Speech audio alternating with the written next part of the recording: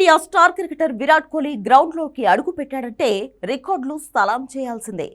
Format ఏదైనా, అంతర్జాతీయ cricket అయినా, ఐపీఎల్ అయినా పరుగుల వరదే. అందుకే కోహ్లీ ఆడితే ప్రత్యర్థి జట్ల బౌలర్లకు వణుకే.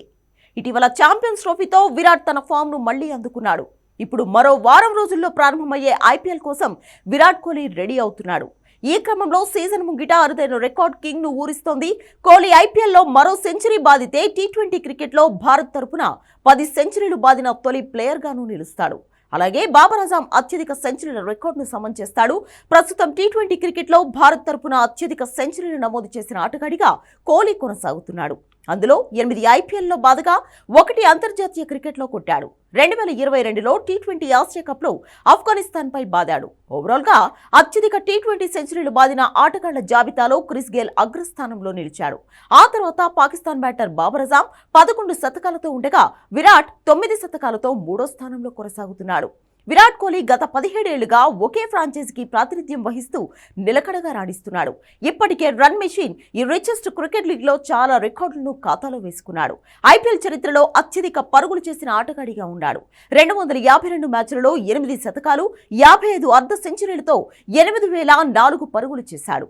222 మ్యాచ్ల్లో 6769 పరుగులు చేసిన శిఖర్ ధవన్ 2వ స్థానంలో ఉన్నాడు. ఇక రోహిత్ 257 మ్యాచ్ల్లో 6628 పరుగులు చేసి 3వ స్థానంలో ఉన్నాడు. గత 2 సీజన్లలోనూ విరాట్ దుమ్ము రేపాడు. 2023 సీజన్లో 639 పరుగులు, 2024 సీజన్లో 741 పరుగులు చేశాడు. కోహ్లీ ఐపీఎల్ కెరీర్లో అత్యుత్తమంగా నిలిచింది 2016 సీజనే. ఈ సీజన్లో ఏకంగా 973 రన్స్తో పరుగుల వరద పారించాడు. ఈ సీజన్లో 1 కాదు 2 కాదు ఏకంగా 4 సెంచరీలు బాదేశాడు.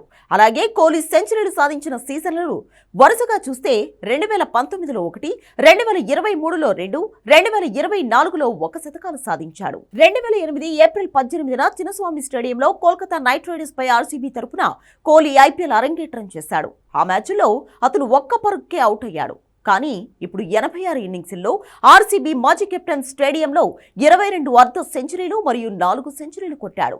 అత్యధికంగా 113 పరుగులు చేశాడు.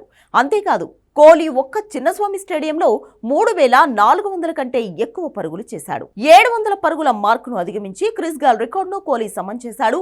ఆర్సీబీ కోసం గేల్ 2012 మరియు 2013లో 2 సార్లు 700కి పైగా పరుగులు సాధించాడు. అయితే కోహ్లీ మొదటిసారిగా 2016లో మైలురాయిని అధిగమించాడు. ఐపీఎల్ హిస్టరీలో గ్రేటెస్ట్ బ్యాటర్గా పేరున్న కోహ్లీ ఈ సీజన్లోనూ అద్దర కొడతాడని ఆర్సీబీ ఫ్యాన్స్ ఎదురుచూస్తున్నారు.